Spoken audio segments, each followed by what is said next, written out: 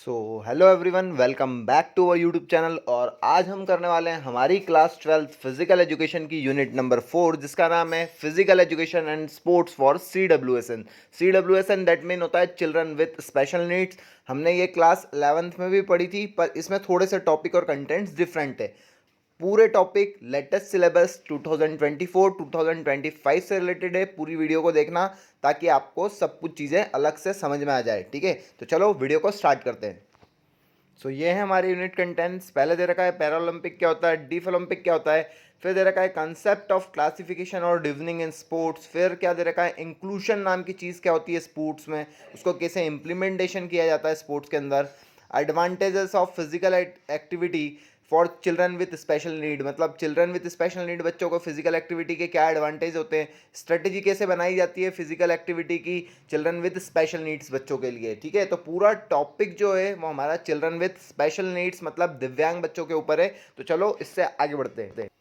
बात कर लेते हैं अब हमारे इंट्रोडक्शन की। तो जैसा कि चैप्टर का नाम है चिल्ड्रन विथ स्पेशल नीड, है ना, physical education for children with special needs. तो यार पूरा का पूरा चैप्टर जो है मैंने आप लोगों को बताया दिव्यांग लोगों के लिए होने वाला है।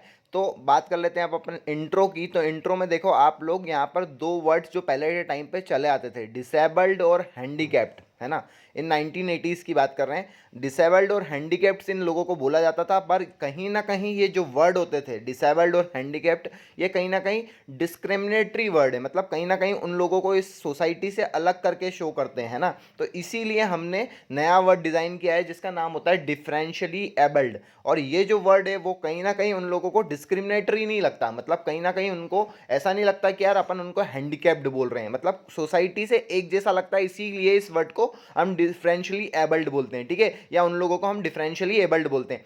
मेन इंपॉर्टेंट थिंग इसके अंदर दो टॉपिक दिए गए हैं, क्या है, डिसेबिलिटी और डिसऑर्डर।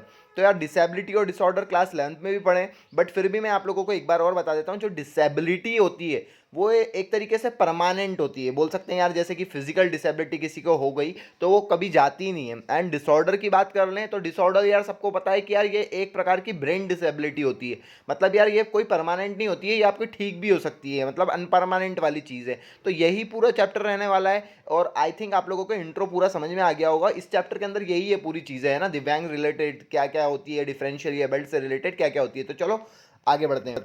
नेक्स्ट टॉपिक दे रखा है हमारा अडेप्टिव और डिसेबिलिटी स्पोर्ट्स। जैसा कि नाम से ही पता चल रहा है, अडेप्टिव और डिसेबिलिटी स्पोर्ट्स मतलब ऐसे प्रकार के स्पोर्ट्स जो कि सिर्फ डिसेबल बच्चों के लिए होते हैं, या बोल सकते हैं डिफरेंशियली एबल्ड बच्चों के लिए होते हैं। पिछले साल भी क्लास 11th में हमने इसको पढ़ा था अडेप्टिव फिजिकल एजुकेशन के नाम से। तो यार ये क्या होता है, मेन तौर पर देखा जाए तो ये एक ऐसा प्रकार का स्पेशल प्रोग्राम होता है जो कि सिर्फ उन बच्चों के लिए डिज़ाइन किया गया है जो कि चिल्ड्रन विद स्पेशल नीड्स है ना। उन लोगों को कहीं ना कहीं उनकी स्पोर्ट्स में कैसे मोटिवेशन लाया जाए, उनके स्पोर्ट्स को कैसे खिलाया जाए, ठीक है, तो उसके लिए डिज़ाइन किया गया है। इसके रूल्स और रेगुलेशन भी होते हैं अलग, है ना, इसके कहीं ना कहीं सब कुछ चीज़ें अलग ही होती है। ठीक है, तो ये एक ऐसा प्रकार का प्रोग्राम है जो कि डिसेबल पर्सनस के लिए स्पोर्ट्स के प्रोग्राम को तैयार किया गया है। ठीक है, तो यहाँ तक क्लियर हो गया आप लोग। फॉर एग्जाम्पल यहाँ पर अगर हम क्रिकेट की बात कर लें तो यार नॉर्मल पर्सन के लिए क्रिकेट कुछ अलग ही होता है, इसके रूल्स रेगुलेशन कुछ अलग ही होती है। वहीं कहीं ना कहीं अगर हम डिफरेंशियली एबल्ड पर्सन दिव्यांग के लिए देखेंगे क्रिकेट, तो उसके कुछ रूल्स रेगुलेशन अलग होंगे, उनका कुछ क्रिकेट ही अलग होगा, उनके कुछ सब चीज़ों के फॉर्म ही अलग होते हैं। ठीक है, फॉर एग्जाम्पल उनके यार इक्विपमेंट्स अलग हो गए हैं ना, कहीं उनके रूल्स अलग होंगे, मतलब वो जो यूज़ कर रहे होंगे बैट वैट सब चीज़ अलग प्रकार की होती है, उनके कुछ, है ना, एम्पायर्स, उनके रेफरशिप सब कुछ अलग होती है। तो उनके लिए एक अलग से प्रकार का डिज़ाइन किया गया है। स्पोर्ट्स को हम एडेप्टिव स्पोर्ट्स बोलते हैं, याद रखना। नेक्स्ट टॉपिक की बात करें तो हमारे वो है स्पेशल ओलंपिक। तो आप लोगों को मैं बताना चाहता हूँ कि यार जैसे कि हम लोगों के लिए, नॉर्मल पर्सन के लोगों के लिए कौन कौन से ओलंपिक्स होते हैं, है ना कहीं कॉमनवेल्थ गेम्स होते हैं, एशियन गेम्स होते हैं, तो इन लोगों के लिए भी कुछ, है ना, जो डिफरेंशियली एबल्ड बच्चे होते हैं उन लोगों के लिए भी कुछ अलग से कॉम्पिटिटिव 3 मेजर स्पोर्ट्स बताए गए हैं जो कि हम इस टॉपिक में पढ़ने वाले हैं। जैसे कि सबसे पहला जो होता है वो होता है स्पेशल ओलंपिक, है ना। जैसा कि नाम से ही पता चल रहा है स्पेशल मतलब कहीं ना कहीं डिफरेंशियली एबल्ड बच्चों के लिए होता है। ये एक प्रकार का मेजर कॉम्पिटिटिव स्पोर्ट्स होता है जो कि यार मतलब जो कि डिसेबिलिटी फॉर्म में हो सकता है, या कॉग्निटिव इंटेलेक्चुअल डिसेबिलिटी जिन लोगों को होती है, सब अपनी अपनी कंट्रीज से वहाँ पे स्पोर्ट्स पे पार्टिसिपेट करने के लिए आते हैं। बेस्ट लोग, उनमें से भी बेस्ट लोग कंपटीशन के लिए आते हैं, है ना। इसका मेन रोल यही होता है स्पेशल ओलंपिक डिज़ाइन करने का कि यार फिजिकली जो डिसेबल्ड है, इंटेलेक्चुअली जो डिसेबल्ड बंदे हैं, उन लोगों को, हमारे लोगों को वहाँ पर लाना, कंपटीशन करवाना जहाँ से वो भी हमारे देश का नाम रोशन कर सकें, है ना। और मैं आप लोगों को बता देता हूँ कि इसमें भी 172 कंट्रीज़, है ना, और 5 मिलियन प्लेयर खेलते हैं इस इवेंट को। तो ये भी बहुत बड़ा इवेंट होता है। मैं आप लोगों को बताना चाहता हूँ बहुत सारी मेजर कंट्रीज इसके अंदर कंट्रीब्यूट करती है। और ये आप लोगों को जो दीदी दिख रही हैं, आप लोग पूछ नहीं रहे हो कि यार भाई किसने स्टार्ट किया होगा, तो मैं बता देता हूँ कि कैनेडी जी ने इसको स्टार्ट किया है। ये जो दीदी आपको फोटो में दिख रही है, इन्होंने इसको स्टार्ट किया था स्पेशल ओलंपिक को, ठीक है। सो यहाँ पर नेक्स्ट हमको टॉपिक दे रखा है कि यार स्पेशल ओलंपिक कैसे फाउंड हुआ, इसका हेडक्वार्टर कहाँ पे है। तो देख लो, सबसे पहले याद रखो, अभी मैंने आपको फोटो दिखाया था जो दीदी का, कैनेडी श्रीवर, इन्होंने इसको फाउंड किया था। कब किया था? तो 1968 में किया था।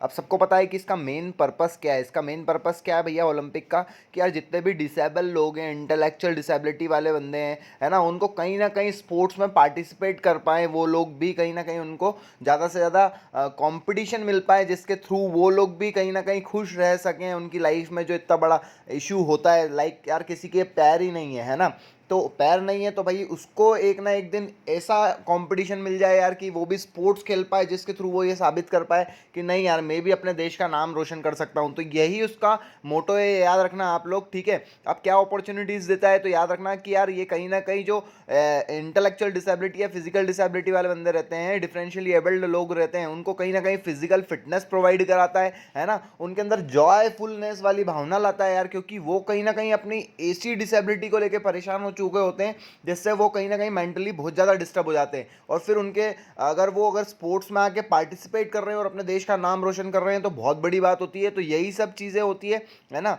तो यही लिख के आना है आपको कि क्या क्या चीज़ें देता है। तो भाई जॉयफुलनेस देता है उनको, है ना, कहीं ना कहीं उनको राइट टू पार्टिसिपेशन का अधिकार देता है कि यार सबको अधिकार है ना। और इसमें मेन इंपॉर्टेंट थिंग क्या है कि यार ये याद रख के आना और ये लिख के आना कि इसका हेडक्वार्टर्स कहाँ पे है। तो इसका हेडक्वार्टर वॉशिंगटन डीसी में है। और मोटो क्या लिखा है, तो मोटो यही लाइन लिख के आनी है आपको, let me win but if I can't win let me be brave in the attempt. यही लिख के आना है। इसकी गवर्निंग बॉडी का नाम है स्पेशल ओलंपिक इंटरनेशनल।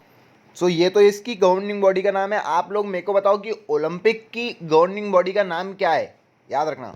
सो हम आगे बात कर लेते हैं हमारी स्पेशल ओलंपिक लोगो की। तो याद रखना यार, ये लोगो आप लोगों को दिख रहा होगा इमेज में, है ना। तो ये लोगो याद रखना बहुत इंपॉर्टेंट है। इसके अंदर दिख रहा होंगे ये लोगो आप लोगों को, लोगों के अंदर कि हाथ एक दूसरे के पकड़ के खड़े हुए हैं। तो ये क्या शो करता है, तो जॉय एंड हैप्पीनेस शो करता है of in children all of the world. ये याद रखना है आप लोगों को, यही लिख के आना है। फिर यहाँ पर देख रखा होगा स्पेशल ओलंपिक फ्लैम है। जैसा कि ओलंपिक की फ्लैम होती है, इस तरीके से ही फ्लैम होती है, बट इस फ्लैम का नाम याद रखना बहुत ज़रूरी है। तो इसका फ्लैम का नाम क्या है, द फ्लैम ऑफ होप। यही लिख के आना है आप लोगों को, ठीक है, ठीक है। देन हमको दे रखा है कि यार स्पेशल ओलंपिक के रूल्स और गाइडलाइंस क्या होते हैं। तो ऑब्वियस सी बात है यार कि सीधे सीधे यहाँ पर स्पेशल ओलंपिक की बात हो रही है, ऐसे बच्चों की बात हो रही है जो डिफरेंशियली एबल्ड है। तो उनके रूल्स भी ऑब्वियस सी बात है कि अलग ही होंगे, है ना, क्योंकि यार वो कहीं ना कहीं अलग अलग डिसेबिलिटी के होते हैं। जैसे कि किसी को हियरिंग डिसेबिलिटी है, कोई ब्लाइंड डिसेबिलिटी है ना, किसी की फिजिकल डिसेबिलिटी, किसी की इंटेलेक्चुअल डिसेबिलिटी है।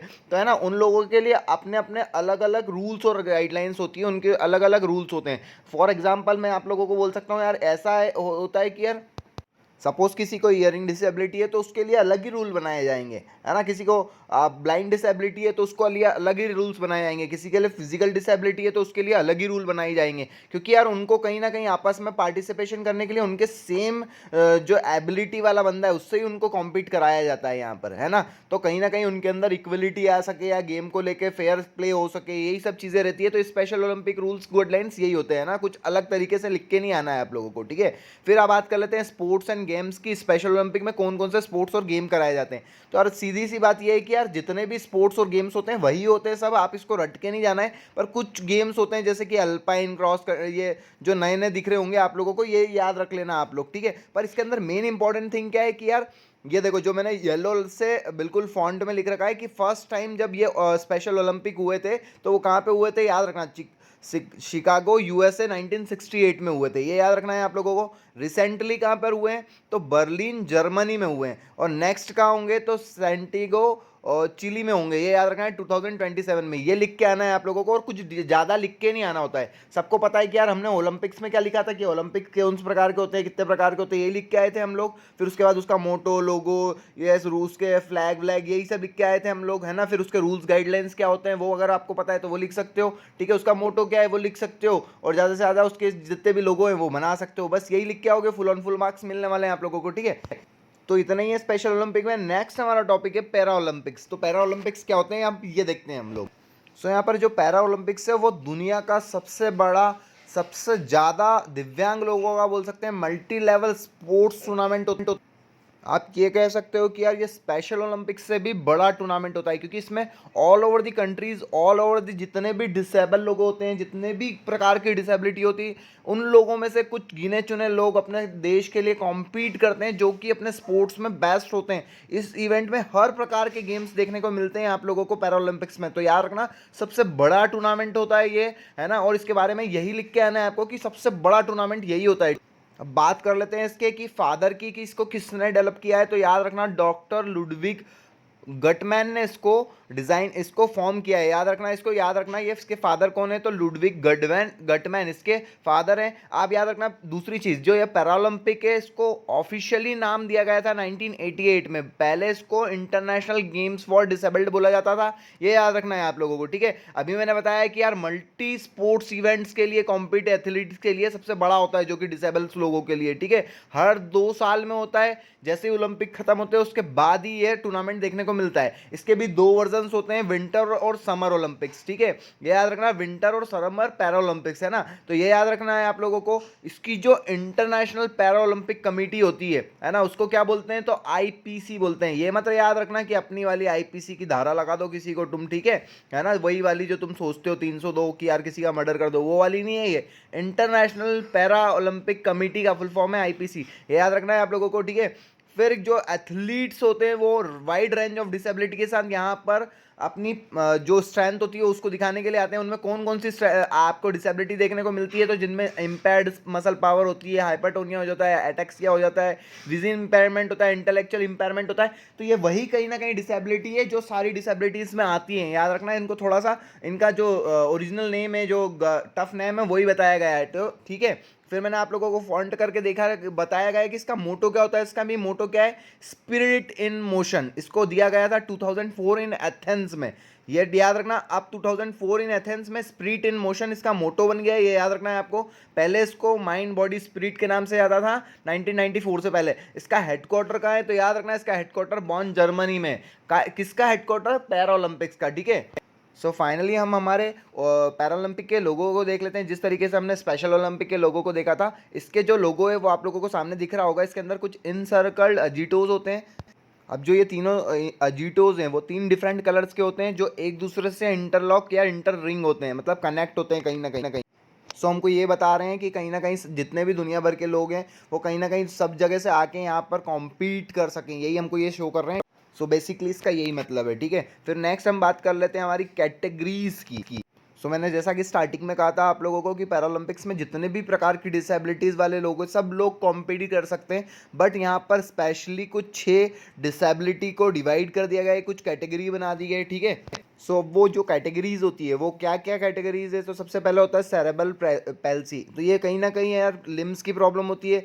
दूसरा होता है एम्प्यूटी, एम्प्यूटी मतलब यहाँ पे किसी का लोअर लिम्ब नहीं होता है ना, कोई व्हील चेयर पे होता है, वो वाली कैटेगरी के लोग होते हैं। फिर होता है विजुअल इम्पेयरमेंट, जिसको दिखाई भी नहीं दिखता है, दिखने वाली प्रॉब्लम जो होती है, ब्लाइंडनेस वाली प्रॉब्लम होती है, वो इसके अंदर आ जाते हैं। फिर होता है इंटेलेक्चुअल डिसेबिलिटी, इंटेलेक्चुअल डिसेबिलिटी मैंने ऑलरेडी समझाया हुआ है कि क्या होता है। फिर आता है स्पाइनल कॉर्ड इंजरी, किसी को स्पाइनल कॉर्ड की इंजरी है वो लोग इसके अंदर आते हैं। एंड लास्ट होता है लेस ऑट्रेस, तो ये याद रखना यार, ऐसे एथलीट्स जो इन चारों पांचों कैटेगरी में नहीं आते, कहीं भी फिट नहीं हो रहे होते, वो सारे इसके अंदर आ जाते हैं लेस ऑल्ट्रेस के अंदर, है ना। लाइक ड्रॉल सिम्स इसका एक एग्जाम्पल हो सकता है, ठीक है। तो ये याद रखना है आप लोगों को, इनकी कैटेगरी के नाम याद रखना है, ठीक है।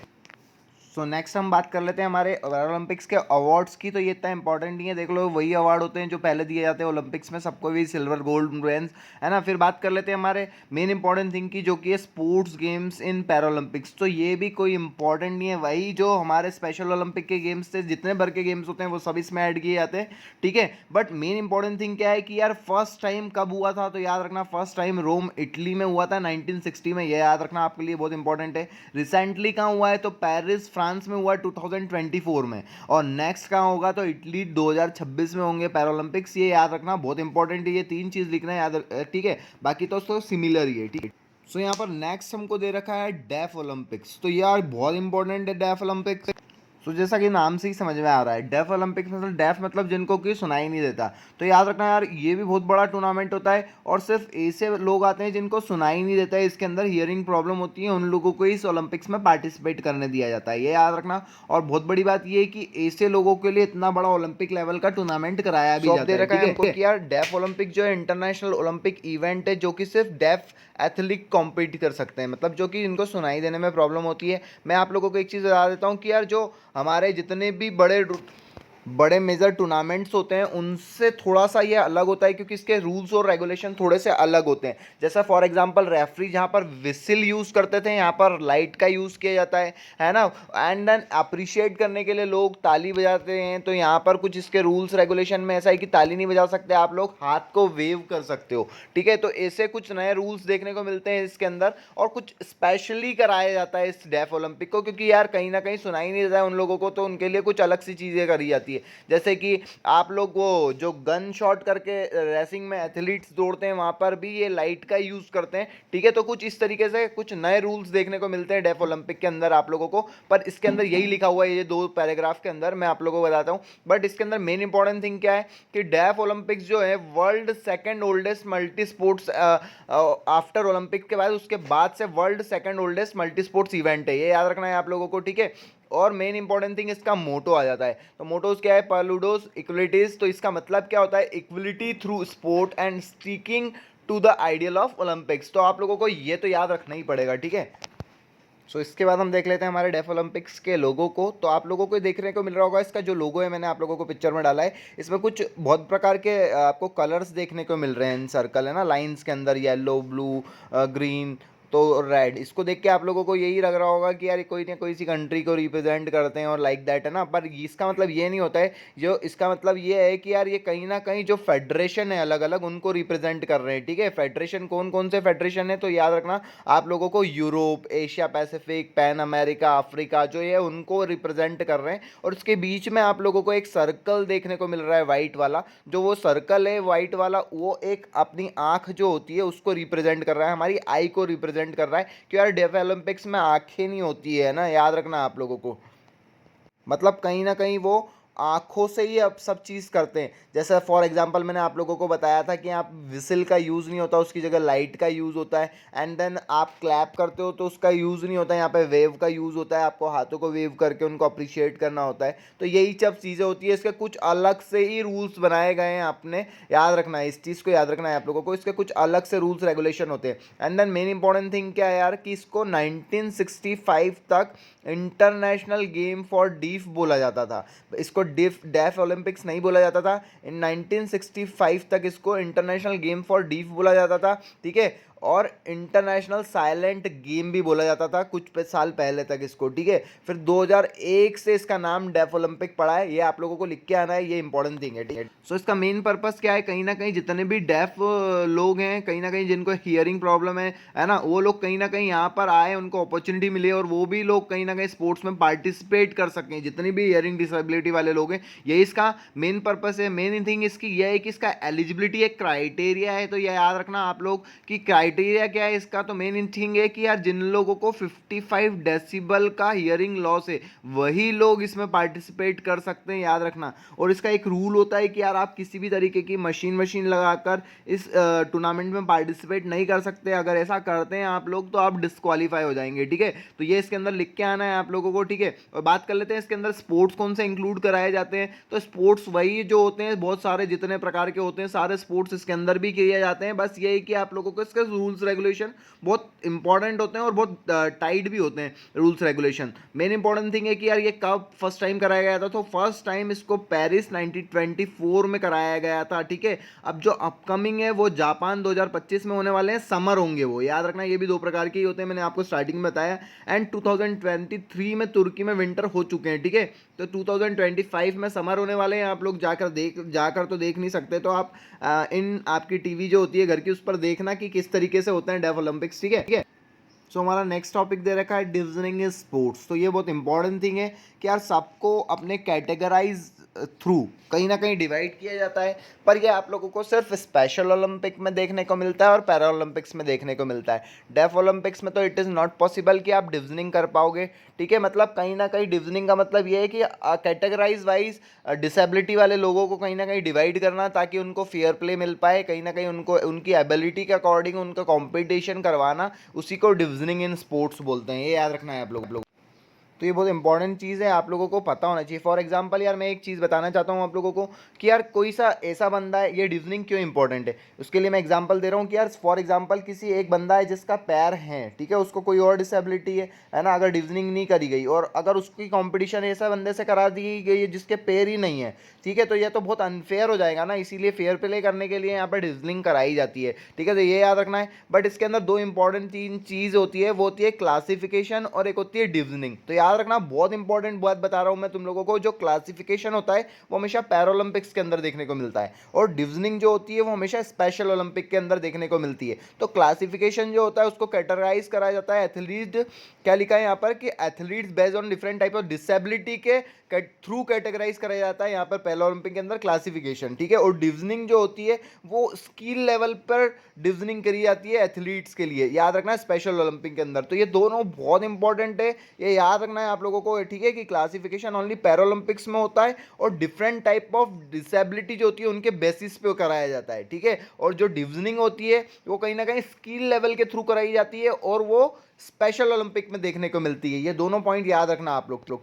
सो अब बात कर लेते हैं हमारे क्लासिफिकेशन प्रोसेस की। तो क्लासिफिकेशन किस तरीके से किया जाता है पैरालंपिक्स में, तो आप लोगों को मैंने पहले ही बता दिया है कि यार उनको जो उनकी डिसेबिलिटी है उसके अकॉर्डिंग पैरालंपिक्स में क्लासीफाई करा जाता है। बट मेन इंपॉर्टेंट थिंग क्या है, ये आईपीसी। आईपीसी मतलब क्या, इंटरनेशनल पैरालंपिक कमेटी, यही इसका ध्यान रखती है। ये दो प्रकार की प्रोसेस में किया जाता है, याद रखना। फर्स्ट प्रोसेस जो होती है वो कहीं ना कहीं ये देखते हैं कि यार वो एलिजिबल है भी कि नहीं, है ना। सेकंड प्रोसेस में ये चेक करा जाता है कि उसको जो डिसेबिलिटी है वो एक्चुअली उसको है भी कि नहीं है। ये दो प्रोसेस में किया जाता है, ठीक है। उसका मिनिमम एलिजिबिलिटी क्राइटेरिया चेक किया जाता है, ठीक है, क्लासिफिकेशन प्रोसेस के अंदर।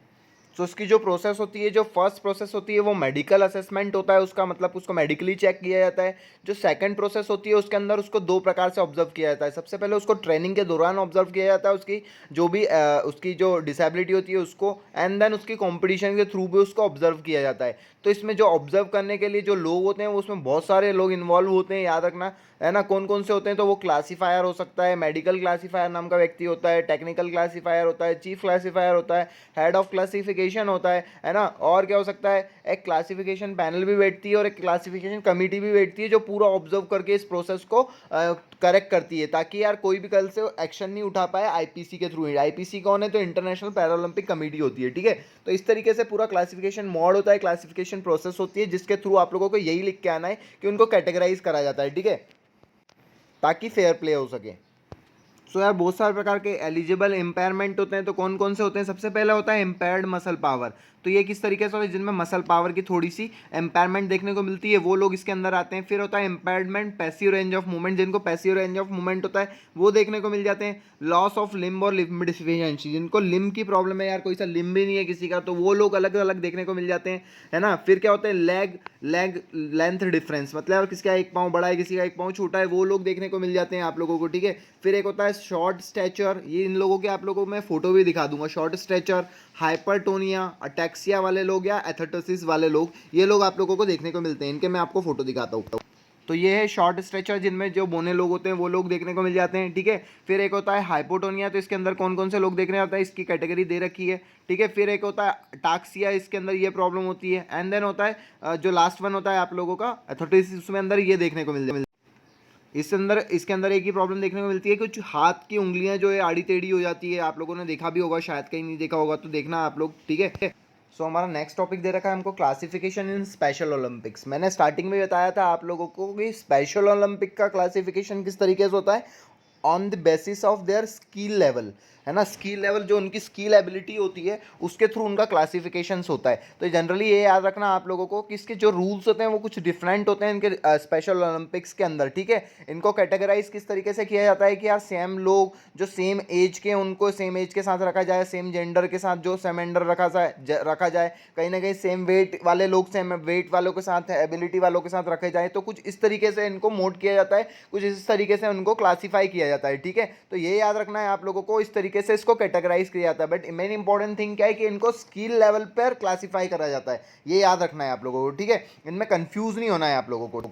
सो इस तरीके से आप लोगों को चार्ट दिख रहा होगा कि इस तरीके से प्रोसेस किया जाता है। तो याद रख लो कि यार 15 एज के अंडर जो आते हैं उनको इस तरीके से रखा जाता है ना। ये जो चार्ट दिया है 16 से 21 वालों को इस तरीके से रखा जाता है, 22 अबव को इस तरीके से याद रखा जाता है, ठीक है। उनको जेंडर और उनकी एबिलिटी के थ्रू उनको कहीं ना कहीं डिवाइड किया जाता है। बट आप लोग को एग्जाम में कंफ्यूज मत होना है, अगर आपको कोई इतने अच्छे से समझाएगा नहीं कि सबसे पहले जो होता है क्लासिफिकेशन और डिविजनिंग जो होती है, डिविजनिंग हमेशा याद रखना वो स्पेशल ओलंपिक के लिए होती है और क्लासिफिकेशन जो होता है वो पैरालंपिक्स के होता है, ठीक है। ये ज़्यादा से ज़्यादा 3 नंबर से ज़्यादा का क्वेश्चन पूछा नहीं जाता है, आप लोग आराम से लिख के आओगे। बट ये वर्डिंग याद रखना, बस वर्डिंग याद रखना, ठीक है। आप लोगों को आपके टीचर्स भी नहीं, ये लोग नहीं बताएंगे, ठीक है, कि यार पैरालंपिक्स के अंदर आप लोगों को क्लासिफिकेशन लिख के आना है और डिविजनिंग के अंदर स्पेशल ओलंपिक को लिख के आना है, ठीक है। यही याद रखना, 2 वर्ड्स के थ्रू पूरा क्वेश्चन बदल जाता है और स्किल आप क्लासिफिकेशन लिख के जाओगे, डिविजनिंग लिख के, इसमें कंफ्यूज बिल्कुल नहीं होना है आप लोगों को, ठीक है। ये याद रखना है बस कि जो आपका क्लासिफिकेशन जो होता है पैरालंपिक के अंदर, उसके अंदर उसकी जो डिसेबिलिटी होती है उसके थ्रू उसको बेसिस और कैटेगराइज करा जाता है,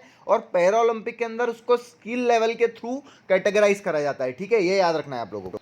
सो हमारा नेक्स्ट टॉपिक है इंक्लूजन इन स्पोर्ट्स। यार बहुत इंपॉर्टेंट टॉपिक है इंक्लूजन। तो इंक्लूजन होता क्या है, ये एक प्रकार की ऐसी एजुकेशनल प्रोसेस है जिसके अंदर जो डिसेबल बच्चे होते हैं, कहीं ना कहीं जिनको डिसेबिलिटी रहती है, वो भी कहीं ना कहीं नॉर्मल बच्चों के साथ, मतलब एक प्रकार के बोल सकते हैं ऐसी प्रोसेस है जिसके अंदर उन डिसेबल बच्चों को भी कहीं ना कहीं अधिकार होता है कि यार वो भी नॉर्मल बच्चों के साथ स्कूलिंग कर सकें या उनके साथ पढ़ सकें।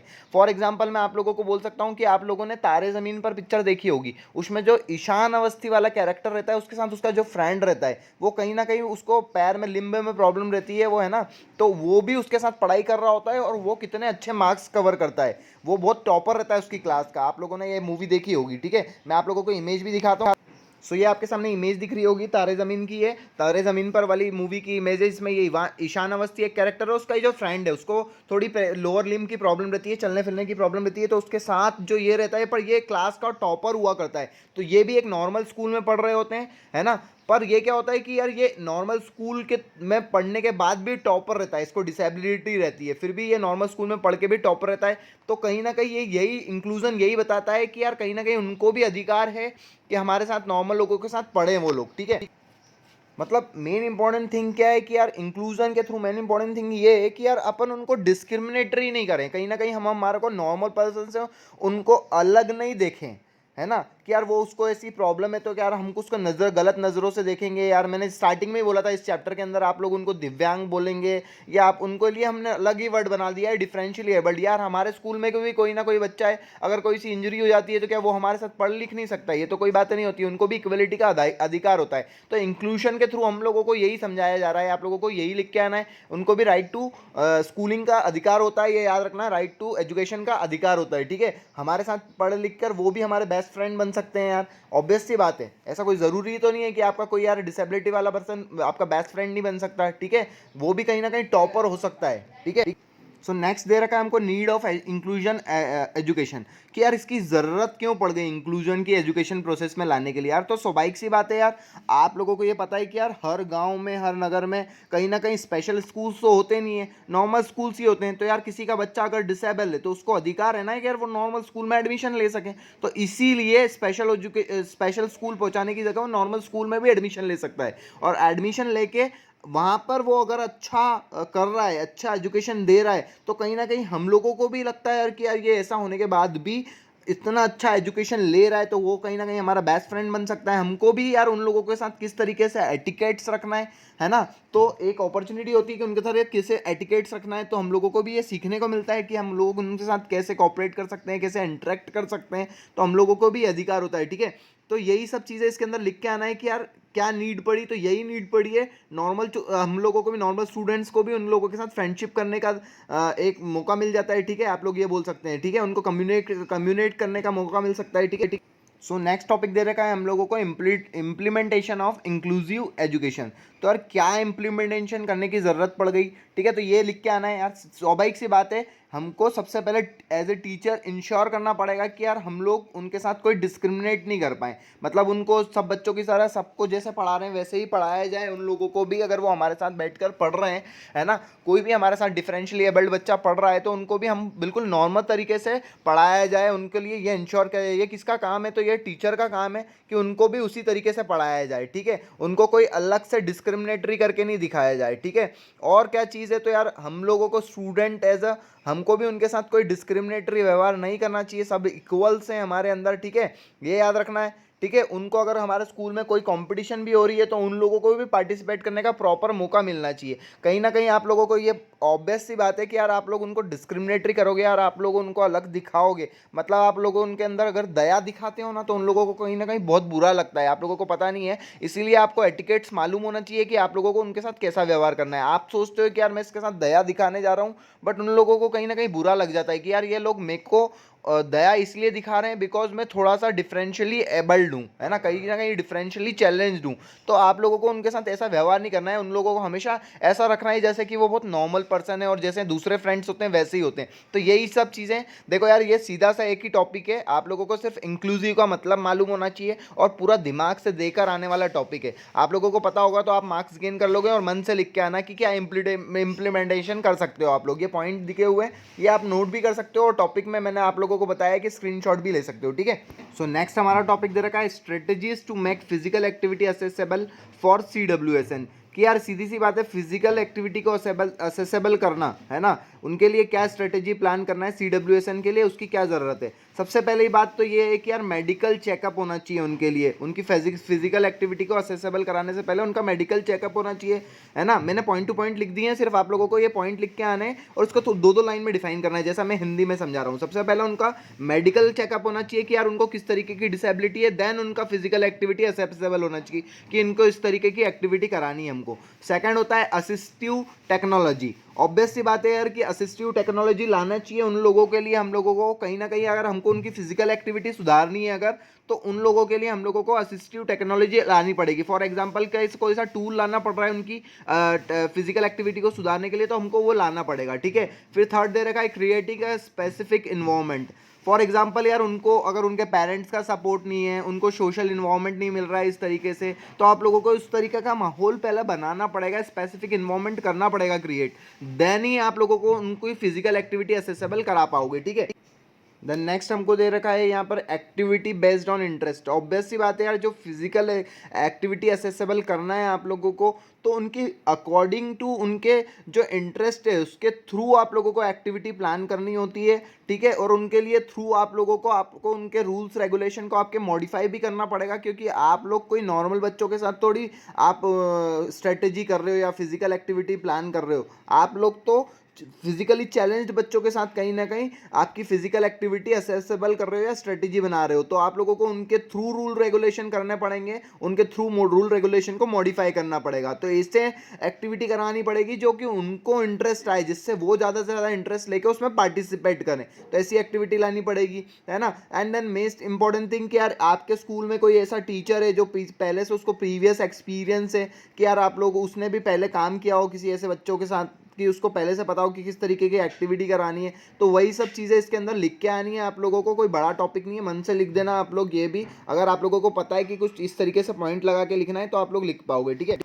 सो नेक्स्ट टॉपिक दे रखा है हमारा advantages of physical activity for CWSN से। यार ऑब्वियस सी बात है कि फिजिकल एक्टिविटी के क्या एडवांटेजेस हो सकते हैं डिफरेंशियली एबल बच्चों के लिए या CWSN वाले बच्चों के लिए, तो क्या क्या एडवांटेजेस हो सकते हैं भाई, मन से ही लिखना है ये भी, तो क्या एडवांटेजेस हो सकते हैं, आप उनको फिजिकल एक्टिविटी दोगे तो यार वो डिप्रेशन और स्ट्रेस से दूर रहेंगे। ऑब्वियस सी बात है यार, वो पहले ही बहुत डिप्रेस रहते हैं, स्ट्रेस रहते हैं, कहीं ना कहीं उनके दिमाग में ख्याल आता ही रहता है कि यार हम फिजिकली चैलेंज्ड है। तो अगर वो फिजिकल एक्टिविटी करेंगे तो कहीं ना कहीं उनका डिप्रेशन और स्ट्रेस जो है रिड्यूस हो जाएगा। एक पॉइंट ये लिख के आ सकते हो आप। सेकंड लिख सकते हो कि यार उनका सोशल इंटरेक्शन भी बढ़ता है। ऑब्वियस सी बात है यार, कहीं ना कहीं हम लोग एक दूसरे से इंटरेक्ट करते हैं या बातें करते हैं तो कहीं ना कहीं हम लोग भूल जाते हैं कि हमको कौन सी चीज़ सी बीमारी है या कौन सी डिसेबिलिटी है। तो ये भी बहुत इंपॉर्टेंट थिंग है, हम हमारा गम भूल जाते हैं। वो बोलते हैं ना कि हम किसी से बातें कर लेते हैं तो यार हम हमारा गम भूल जाते हैं। यार किसी को कुछ चीज़ बताने से, हम हमारे शेयर करने से हमारा जो गम है, तकलीफ है, वो कम हो जाती है। तो ये सोशल इंटरेक्शन करना भी बहुत कहीं ना कहीं इंपॉर्टेंट है ना। वो बोलते हैं कि यार चुगली करने से हमको बहुत मज़ा आता है, वो वाली चीज़ है, ठीक है। तो थर्ड दे रखा है कॉग्निटिव बेनिफिट्स भी होते हैं। कॉग्निटिव बेनिफिट्स लाइक कौन कौन से यार, के आप लोग कहीं थिंकिंग रीजनिंग वाली चीज़ें जो होती है आप लोगों को वो देखने को मिलती है। फिर आप लोगों के बाद दे रखा है इसके अंदर फन एक्टिविटी। तो फन एक्टिविटी ऑब्वियस सी बात है इंपॉर्टेंट होती है ना। इसका भी एडवांटेज है, अगर आप फन एक्टिविटी करवा रहे हो तो यार उनको कहीं ना कहीं उनको जो उनका डिप्रेशन है, स्ट्रेस है, वो कहीं ना कहीं उनको इन्वायरमेंट अच्छा मिलेगा, वो खुश रहेंगे, ठीक है। और क्या हो सकता है, तो यार फिटनेस और उनकी स्ट्रेंथ लेवल बढ़ती है। आप फिजिकल एक्टिविटी करवा रहे हो तो कहीं ना कहीं वो फिट होंगे, उसकी स्ट्रेंथ लेवल बढ़ेगी, उनकी हेल्थ क्वालिटी जो है वो कहीं ना कहीं इंप्रूव होगी, है ना। उनके जो हेल्थ इशू होते हैं वो भी कम हो जाएंगे। तो यही सब मन से लिख के आना है आप लोगों को इस टॉपिक में। आई होप आप लोगों को वीडियो के थ्रू पूरी चीज़ कवर हो गई है और आप लोग को सब अच्छे से समझ में आ गया है। बस आपको कुछ भी नहीं करना है, सिर्फ जाओ, मैं बोल रहा हूँ वीडियोज़ में स्क्रीनशॉट लो और अपने नोट्स बनाओ और लिखो। सो आप लोगों को फिर भी अगर कोई दिक्कत आ रही है तो आप लोग मेरे को कमेंट बॉक्स में ड्रॉप कर सकते हैं अपना कमेंट, किया सर मेरे को ये प्रॉब्लम है, आपका अलग से सॉल्व कर दूंगा, ठीक है। अब मिलते हैं हमारे नेक्स्ट वीडियो में, तब तक के लिए टेक केयर, बाय बाय। और हमारे चैनल को सब्सक्राइब करना और लाइक करना बिल्कुल भी मत भूलना, ठीक है।